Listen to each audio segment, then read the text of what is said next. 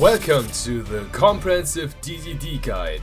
In this 10-part series, I will explain everything you need to know to start off and become an excellent DDD player and unleash the power of capitalism with our corporate demons.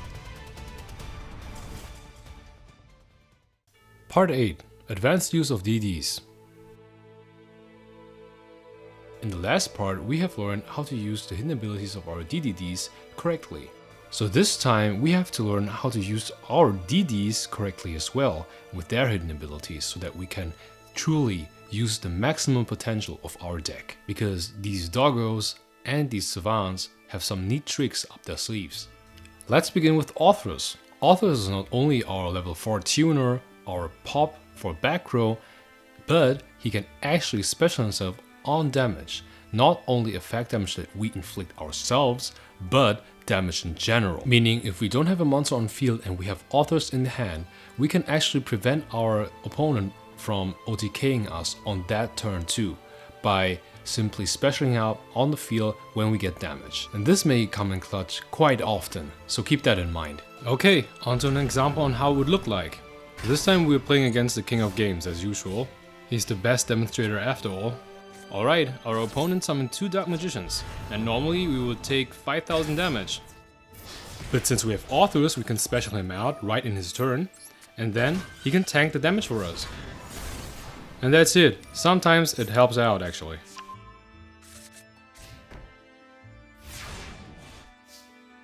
Next one is our 3-headed doggo, Cerberus. By pen summoning him from the hand, we can actually fetch one of our contracts from the grave back to our hand as well. So if we just so happen to lose one of our contracts because, for example, a Harpy's Feather Duster, we can simply get it back to the hand by pen summoning out our Cerberus. This is very neat when we find ourselves into a grind game and we have grinded through all our contracts and contract searches. Additionally, we can create an infinite back row pop cycle with that particular effect. Let me explain to you how.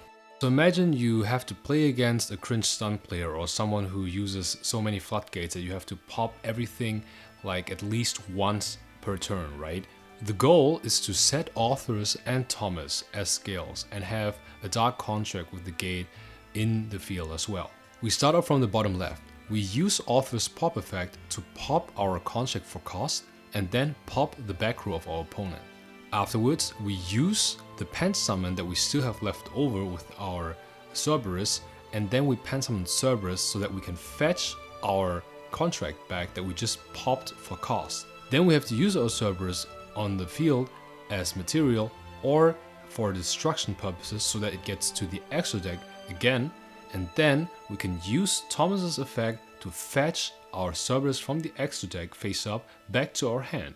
And this is exactly the state we have just started off with.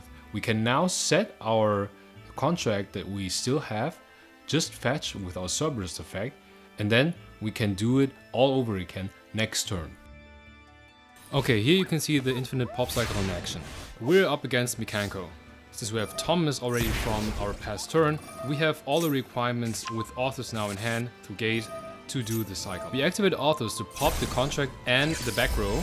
We pen summon Cerberus from the hand, and as you can see, through Cerberus we now have access to our gate from the graveyard. But keep in mind that the contract has to be destroyed to do that, and that Cerberus has to be pen summoned from the hand. As a side note, it turns out that Mekanko hates Rage, because they legitimately can't deal with him if they don't draw any outs.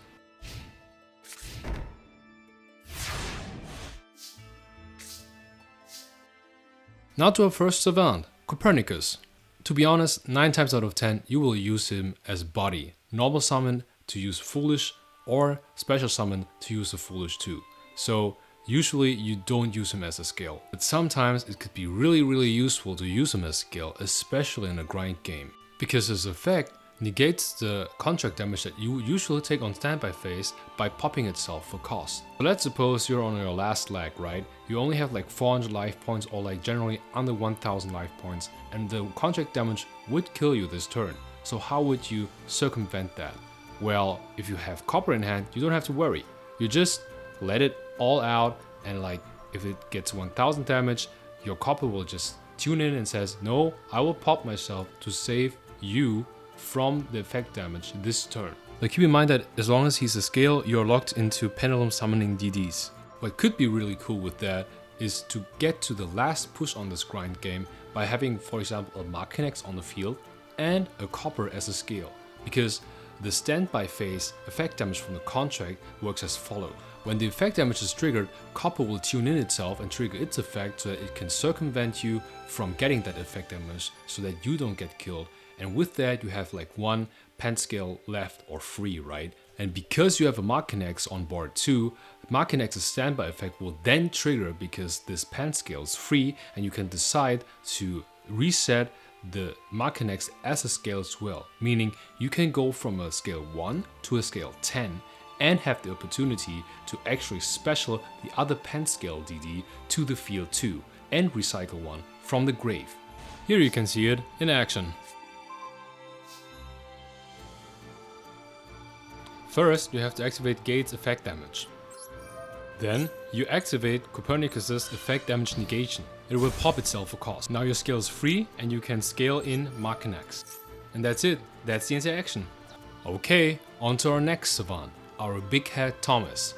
In contrast to Copper, 9 times out of 10 you would use Thomas as a scale instead of a monster on the field. Thomas is usually used to recover DDs from your face-up extra deck to your hand again. But let me tell you, sometimes his monster effect really comes in handy. As a monster, he actually enables us to go to a rank 8 Turbo Xyz. And I will explain to you how. Thomas will pop a scale so that it can special out level 8 DD straight from the deck to the field. As two additional downsides, you will only deal half the damage this turn, and the level 8 DD gets his effects negated. That sounds awful at first, but why is it useful? Well, we have some really nice in-archetype rank 8s to tag in our extra deck. Let me introduce to you Kali Yuga and Dark Armageddon.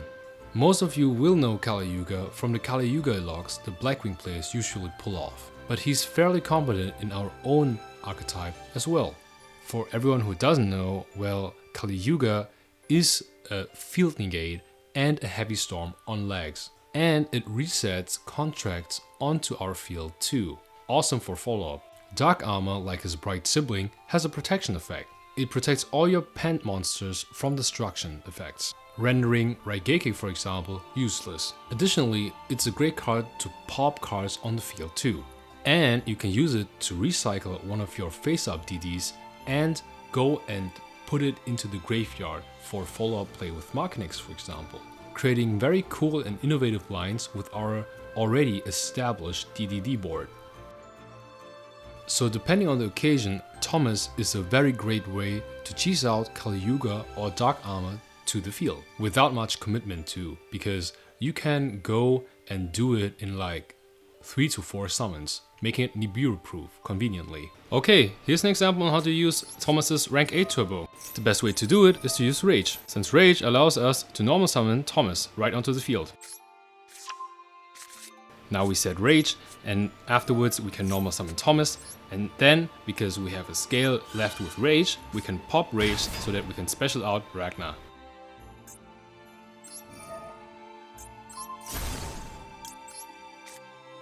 Now we go into Kali Yuga because this is Eldritch and it's a back row deck, so it's the obvious choice, right? And now with the Internegate back row wipe, it's a GG.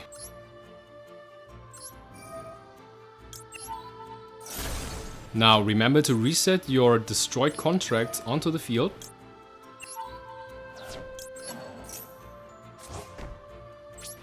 Smoke the leftover Eldritch monster and then overlay into Markinex.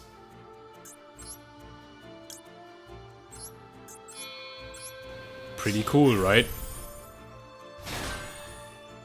Moving on to our last savant, Kepler.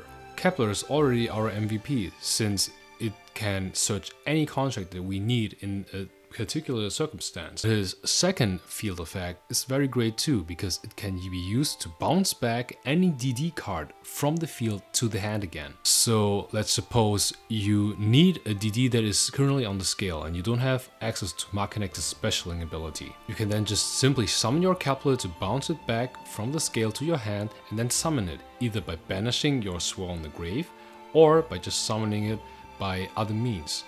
Awesome for follow-up.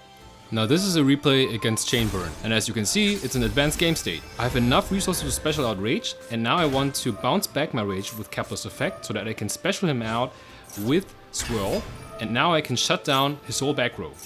And I go for game. Crazy how this bounce can help, right? So keep that in mind, it can be very useful in these advanced game states, trust me. Now to a more annoying ability or side effect. Kepler is usually our biggest scale that we can set from the main deck to the field. So sometimes you find yourself in a place where you may want to scale your Kepler. But Kepler as a scale has a very nasty side effect. Every next turn, Kepler actually has to reduce its scale number by 2. With that, it will destroy every non-DD monster which has a level above that new pen scale number. So for example, if Baron is on the field and the pen scale just got reduced by 2, meaning it's 8, now your Baron gets destroyed as well, which is very annoying. So please keep that in mind, because you don't want to lose one of your monsters because of this. Here you can see I have Baron online, and she's not a DD. Now watch what happens. Kepler's scale decreases by 2, and now watch. Damn, Baron just got wasted. So pay attention. Congratulations, this is it. You as a manager have learned everything that your company has to offer as a resource as well. You can now utilize your DDDs and DDs to the fullest and in the right circumstance. So what is left? Well, now since you are promoted to a senior manager in this company, you may want to consider to change the personnel that is working under you. Sometimes you have to adapt to the current market wisely with the right employees under your belt. Which is why in the next video I will show you how to build your own flavored DDD deck so that you can combat the Yu-Gi-Oh meta that is currently underway. Next time in the DDD guide, Deck Building Theory.